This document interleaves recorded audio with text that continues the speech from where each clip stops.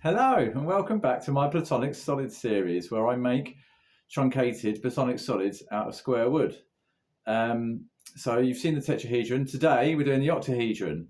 Now, as I said in my last video, I lost all my footage of me actually doing the sawing and the gluing together and the making of the jigs.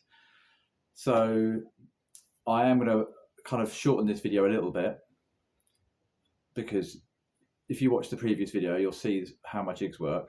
And but the important thing is the angles and what I've worked out on the angles you actually need to make them. So let's go to my brain. Right, the octahedron, it has 8 faces, 12 edges, and the faces meet at an angle of 109.5 degrees, which obviously means square wood isn't usable.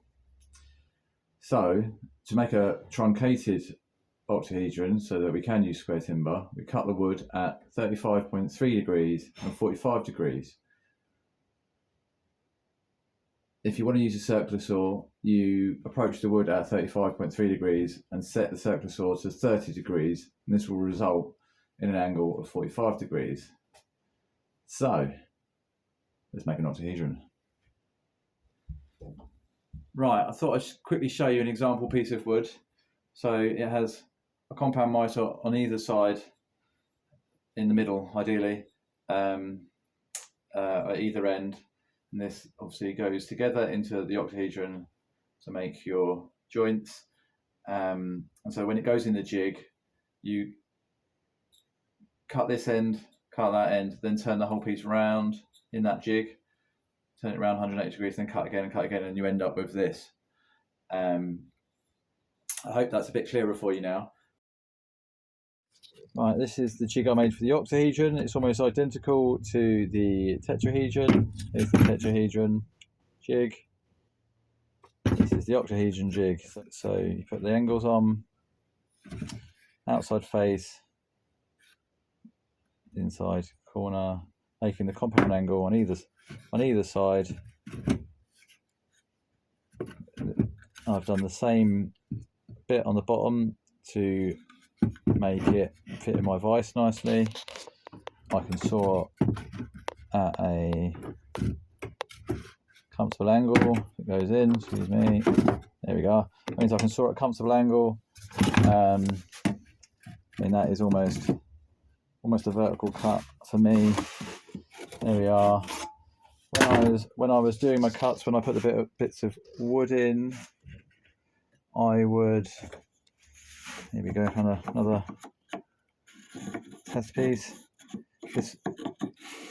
When I put my bits of wood in, if I didn't want them to move, I would get just a spring clamp, front close peg on there, clamping it in while I sawed it, depending on which angle I was doing, where I would put it. Saw, turn it round, saw. So that's the jig I made for the octahedron. Right, we're now going to jump to the finished piece. Okay, another success. Now I still haven't cleaned up all the glue off this yet, but as you can see, we have an octahedron. It's I actually quite enjoy playing with it.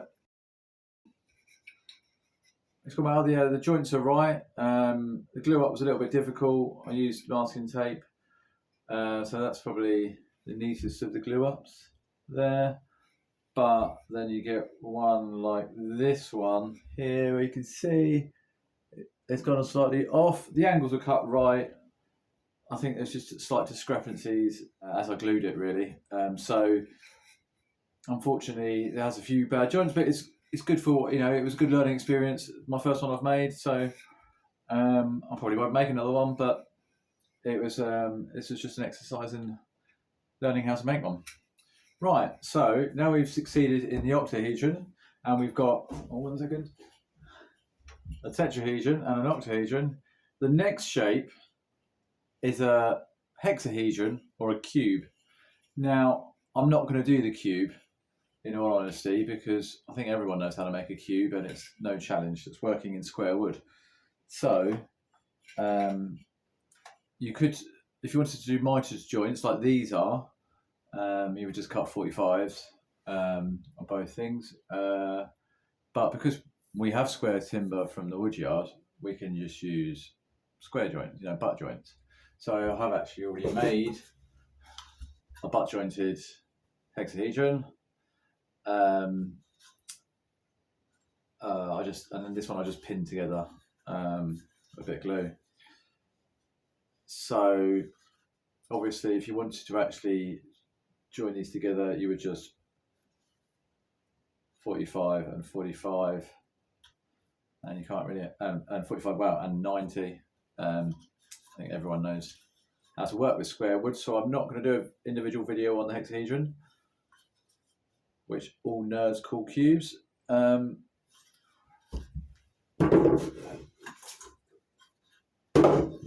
So the next video will be on the dodecahedron. Wish me luck.